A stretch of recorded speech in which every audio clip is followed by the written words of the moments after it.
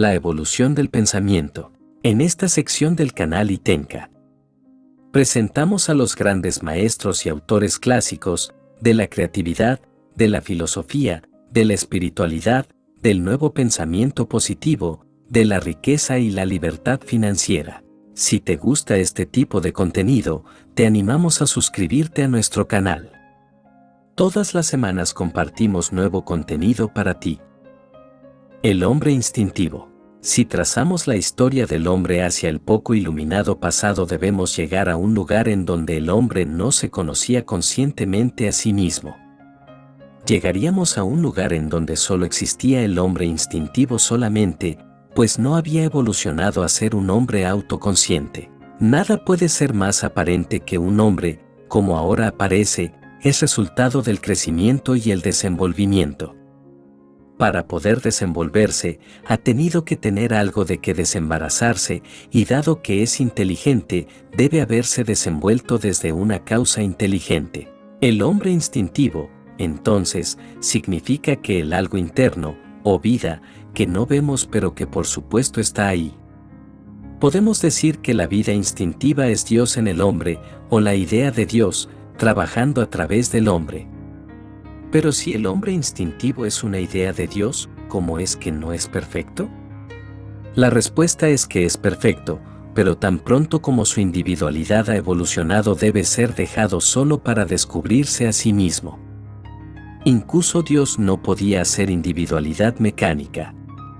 Si el hombre es creado con los atributos de autoelección y libre albedrío, debe ser dejado solo para hacer el descubrimiento por sí mismo. La naturaleza espera a que el hombre se autorreconozca. Hacemos notar que desde el día en que la vida instintiva llevó al hombre al punto de autoelección, lo deja solo, y desde ese día la vida instintiva espera que el hombre evolucione. Es verdad que durante este tiempo se ha hecho cargo de las funciones automáticas del cuerpo e incluso le ha dicho al hombre silenciosamente qué hacer, pero lo deja solo de otras maneras. Puede y debe sostener al hombre como ser perfecto, pero también le deja descubrir esta verdad por sí mismo y siempre está lista para responder a los avances del hombre. Notamos que esto es verdad a lo largo de la línea de evolución de hombre.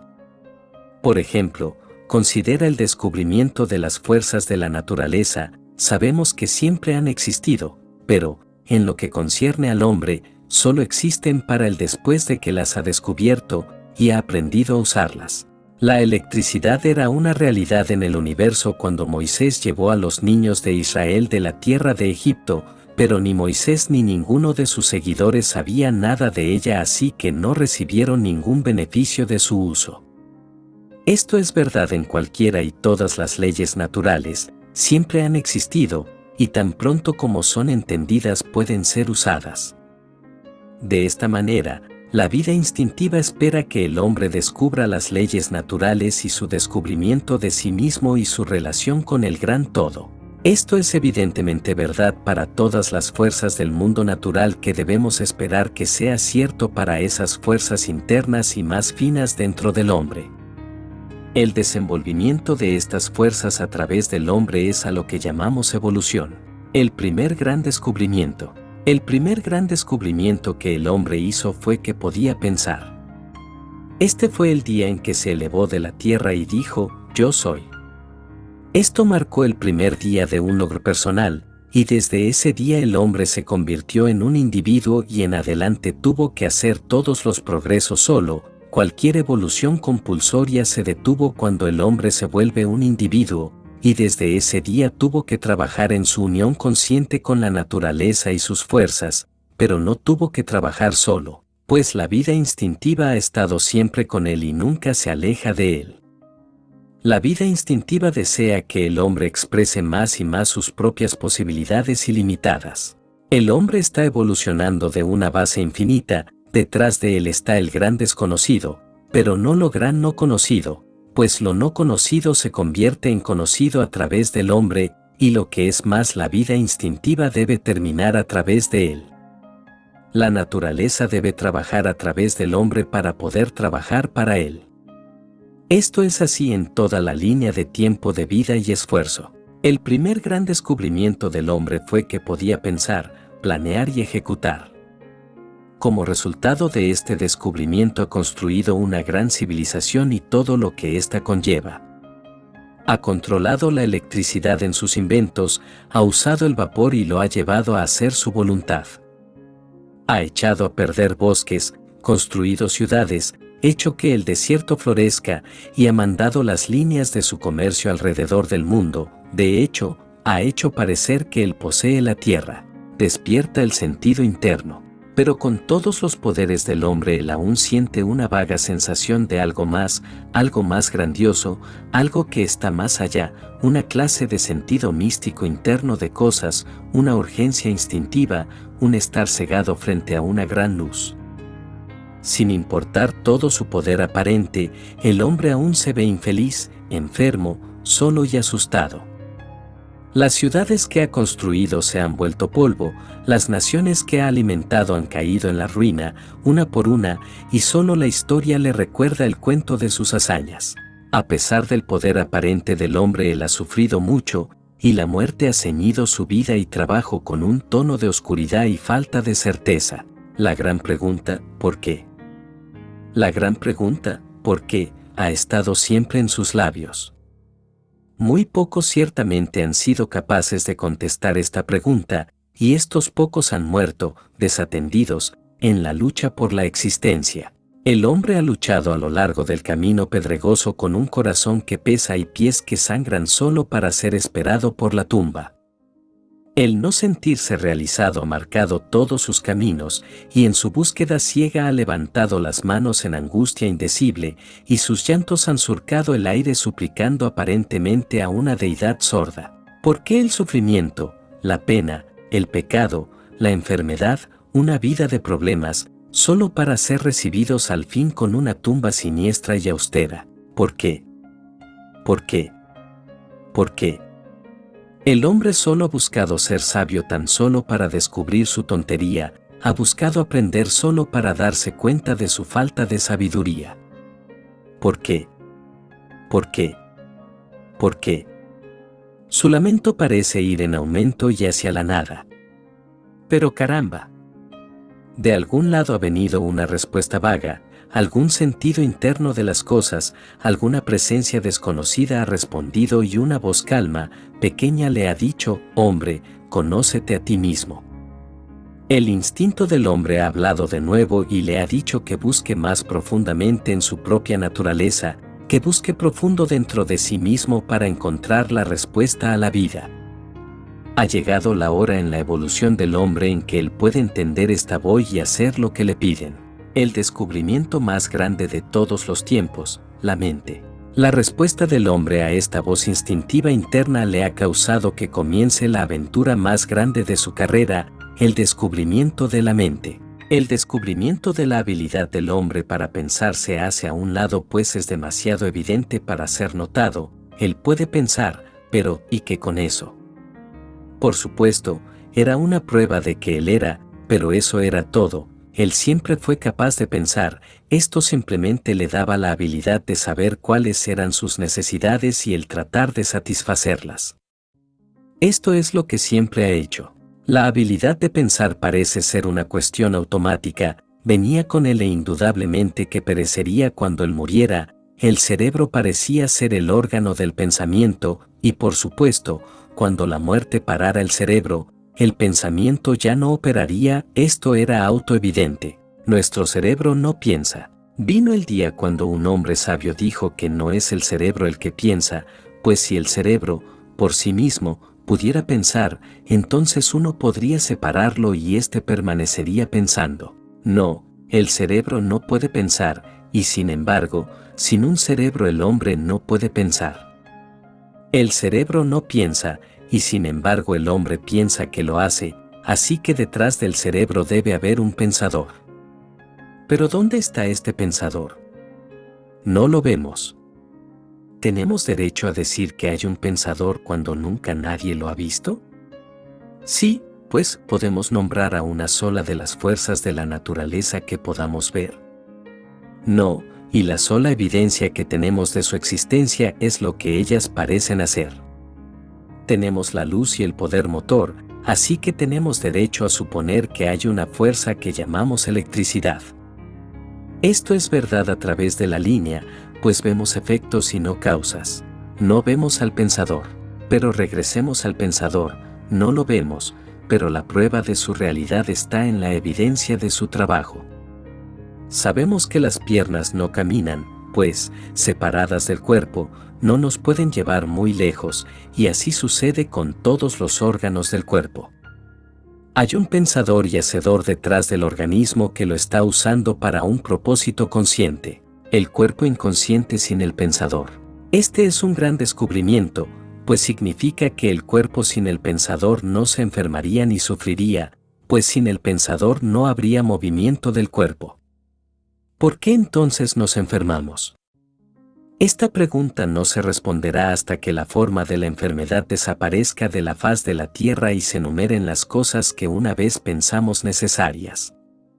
Pues el hombre ha descubierto que el cuerpo, por sí mismo, no tiene poder para actuar. Sigamos el curso del pensamiento del hombre desde que hizo el primer descubrimiento acerca de su cuerpo y comenzó a aplicar su conocimiento. Primero se dio cuenta de que el hombre instintivo construyó el cuerpo a través de la evolución, y, después de haber creado y evolucionado a un cuerpo perfecto, dejó que el hombre hiciera como quisiera.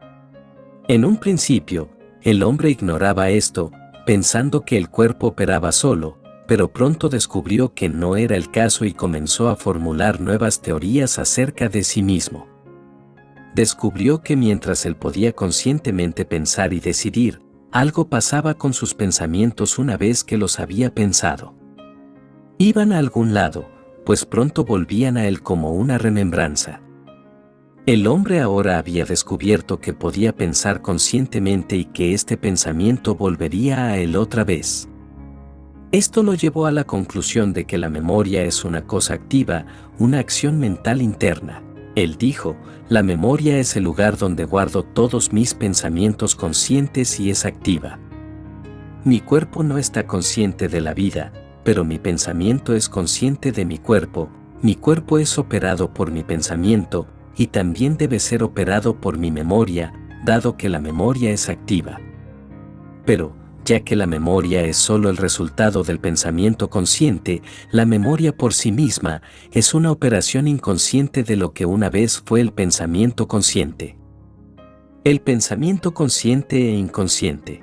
Dado que el hombre ha tenido el hábito de nombrar cosas, nombró a su memoria pensamiento inconsciente y a su pensamiento consciente le llamó mente objetiva. Ahora llegó a la conclusión de que tenía dos mentes, una consciente y una inconsciente, o subconsciente. La mente consciente siendo la que él usaba todo el tiempo que estaba en su estado autoconsciente y la mente subconsciente aquella donde guardaba sus pensamientos inconscientes, así como la bodega de su memoria. Por lo tanto, así como actúan los pensamientos conscientes, así deben operar también los pensamientos inconscientes. Esta conclusión lo llevó a descubrir que la mente subconsciente es el constructor del cuerpo, no que realmente hiciera el cuerpo en primer lugar, pues era el hombre instintivo quien hacía eso, sino que la mente subconsciente es la que mantiene al cuerpo funcionando y es la que actúa siempre como respuesta a los actos conscientes de la mente. Después de observar cuidadosamente este proceso, el hombre descubrió que podía pensar conscientemente y, al hacerlo, formar tal impresión en su mente inconsciente que haría aquello a donde la dirigiera. De estas observaciones dedujo la ley de la sugestión como una ley de acción y reacción. Así encontró cómo es que se forman los hábitos, son ideas conscientes caídas en el pensamiento interno y llevadas como conclusiones lógicas, una nueva base de pensamiento. Así, él comenzó a razonar, el hombre instintivo dentro de mí es perfecto y sin embargo, parece que yo soy imperfecto. Mi imperfección aparente debe ser el resultado de un pensamiento imperfecto, en realidad yo soy, y siempre he sido, perfecto. Yo ahora comenzaré a pensar diferente y veré qué es lo que pasa. Y conforme comenzó a pensar desde esta nueva perspectiva, encontró que el cuerpo respondía y él sanaba. Así llegó a esta conclusión, Dios me hizo perfecto, pero también me hizo un individuo, lo que significa que yo puedo hacer conmigo lo que quiera. Yo no destruiré mi cuerpo, pero puedo hacerlo insoportable. Dado que Dios me hizo y me hizo perfecto, cada uno de mis órganos de mi cuerpo representan una idea perfecta. Dándose cuenta de esta verdad, comenzó a pensar desde esta base, y los órganos del cuerpo respondieron. Encontró que hay pensamientos de paz que producen una condición pacífica, mientras que pensamientos de temor producen una condición perturbadora, que la confianza lo hacía fuerte mientras que el temor lo hacía débil. De hecho, era capaz de trazar cada actitud mental con su correspondencia física. Descubrió que, dormido o despierto, la mente interna funciona todo el tiempo. También encontró que analizando este pensamiento podía descubrir que lo afligía. A esto le llamó psicoanálisis, la ley de la mente. Entonces, se le vino otra idea, todo esto estaba en concordancia con la ley. Había descubierto que la ley de la mente, así como en otro tiempo había descubierto la electricidad. Si era una ley, entonces siempre podría usarla y ésta siempre respondería. De esto, gradualmente comenzó a construir una técnica definitiva para practicar el pensamiento correcto. Encontró que, si siempre pensaba en sí mismo como perfecto, siempre se sentiría mejor. Pero, ¿qué debería de hacer cuando su cuerpo aparentara estar enfermo? ¿Cómo debía pensar de sí mismo cuando estuviera enfermo? ¿Podría él negar la enfermedad cuando estuviera sufriendo? Sí, pues su enfermedad era el resultado del pensamiento, y al cambiar el pensamiento podría cambiar el efecto. Aprendió a alejarse del cuerpo cuando estaba enfermo e ir a la mente y pensar en el cuerpo como perfecto, pues su pensamiento trabajaba independientemente del cuerpo. Él volteaba la imagen de la enfermedad y veía salud y decía, yo soy perfecto, no importa cuál sea mi apariencia. La mente inconsciente trabajando. Sin embargo, algunos tipos de enfermedades nunca estuvieron en su mente, es decir, él nunca había pensado conscientemente en ellas. ¿Cómo podía encajar esto en su teoría? Por un tiempo, esto fue un gran problema a resolver, pero con un estudio más cuidadoso de su ser interno, descubrió que lo que él llamaba mente inconsciente tomaba todos sus pensamientos y entonces hacía algo con ellos. Encontró que había ciertas combinaciones de pensamientos que, llevadas a su conclusión lógica, producirían cierto tipo de enfermedad. No debía pensar conscientemente en cierta enfermedad para tenerla, pero el pensar cierto tipo de pensamientos produciría sus resultados lógicos. Por ejemplo, si se enojaba, esto secretaría veneno en su sistema, y así con todas las categorías de dolencias humanas, algunas estaban en la mente y tenían su razón de ser. Quizás no siempre podía decir qué era exactamente, pero, sabiendo que su cuerpo era perfecto, aún podía sanarse a sí mismo. Él sabía que conforme el tiempo pasara y su conocimiento aumentara, le encontraría más cosas acerca de sí mismo para sanarse mejor. Estaba feliz de haber encontrado el camino correcto, creía que él sabría todo con el tiempo y que nunca más estaría enfermo. Otro gran descubrimiento, nuestros pensamientos llegan a otros. Luego se dio un gran descubrimiento, que fue que podía pensar por otros y sanarlos. Parecía que no era importante dónde estuvieran, él podía pensar en ellos y sanarles. Este era un hecho asombroso, pues significaba que había una mente común en algún lado a través de la cual opera su pensamiento, pues no podía alcanzar a otro a menos que hubiera un medium entre él mismo y la otra persona. Esto parecía extraño, pues él había aprendido a pensar acerca de él mismo con su propia mente individual subjetiva, y esta era, después de todo, solo el uso personal que él hacía de algo que estaba alrededor de todos. Él comenzó a pensar por otros, y encontró que la mente respondía a este pensamiento y causaba una acción en sus cuerpos. Le llamó a este medio, mente universal, o ley de Dios. Parecía ser omnipresente como la ley de la electricidad o cualquier otra de las fuerzas de la naturaleza. El descubrimiento del pensamiento de raza. De esta manera él descubrió cómo era posible que una raza completa tuviera ciertos tipos de pensamientos y cómo ellos podían haber operado a través de cualquiera que fuera receptivo a ellos. Si alguien pudiera sentirse decepcionado, otros pensamientos de decepción entrarían y lo harían sentir peor. A esto él le llamó sugestión de raza. Pero ¿cómo puede uno protegerse de ello? Sabiendo que no puede operar a través de él, que él es una idea perfecta y que no puede ser afectado por la sugestión, pues, después de todo, no era nada sino pensamiento. Él aprendió a construir una pared mental alrededor de sí mismo en la que nada entraría que él no eligiera. A esto le llamó protección divina. Un medio universal al que todos deben creer. El hombre ahora había descubierto que él podía ayudar y sanarse a sí mismo y a otros pensando a través de algún tipo de ley universal de la mente. Él encontró que, como todas las demás fuerzas de la naturaleza, era una ley impersonal y podía ser usada conscientemente cuando quiera que quisiera usarla y que el uso de ella sería a través del pensamiento correcto. Se dio cuenta de que con el tiempo vendría una raza que sería sanada conociendo la verdad acerca de sí misma. Porque la ley era mental y solo trabajaría con aquellos que creyeran en ella, y dado que muchos no creían, lo que debía hacer era sanarse a sí mismo y a otros que quisieran ser sanados, y esperar a que otros quisieran ser sanados, esperando a que el resto del mundo conociera este hecho. Otra pregunta surge, ¿por qué hay gente pobre? Otra pregunta surgió en él.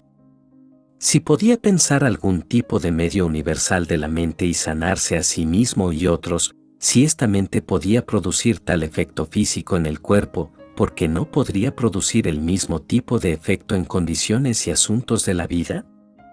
¿Por qué es que algunos eran ricos y algunos pobres?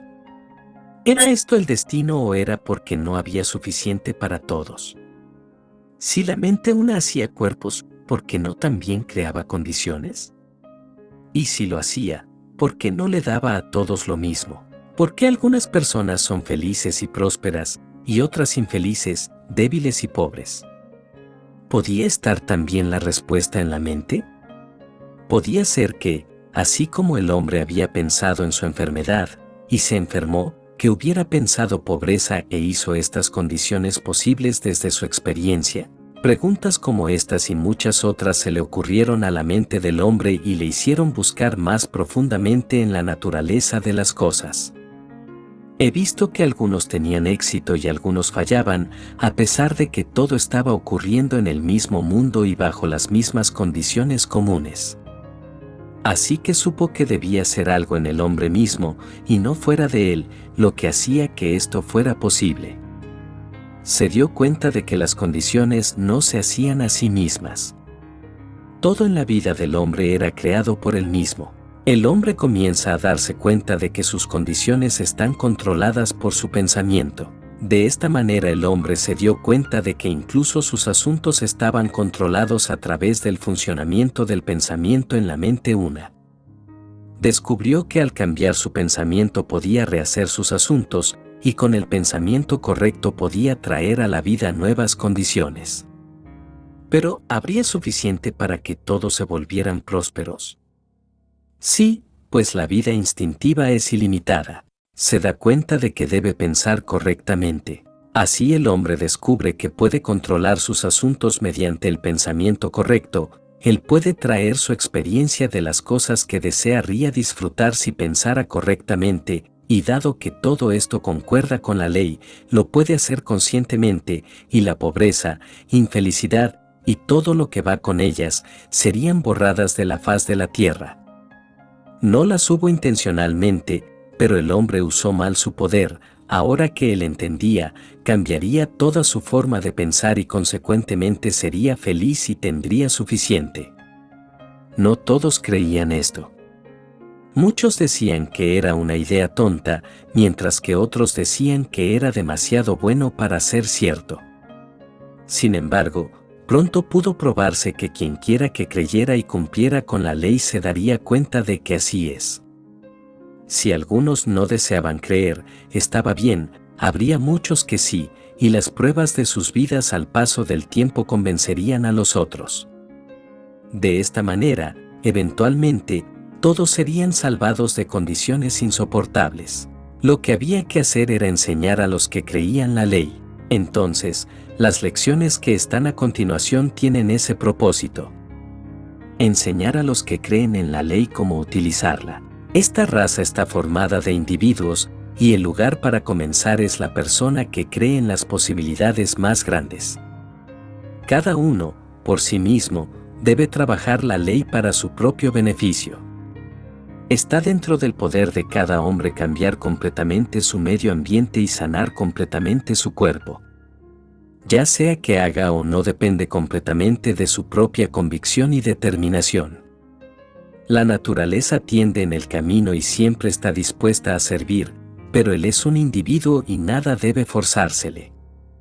Dejen que cualquiera siga la ley, según su propia naturaleza, y que consistentemente se aplique a sí mismo el correcto pensamiento y vida, y probará a sí mismo que la vida tiene más y más de lo que él había imaginado. El pensamiento, como todo aquello que se funda en las verdades eternas de Dios, se convierte en un poder creador que evoluciona y nos hace creer en la mente como generador de todo lo que somos y creamos en nuestra vida.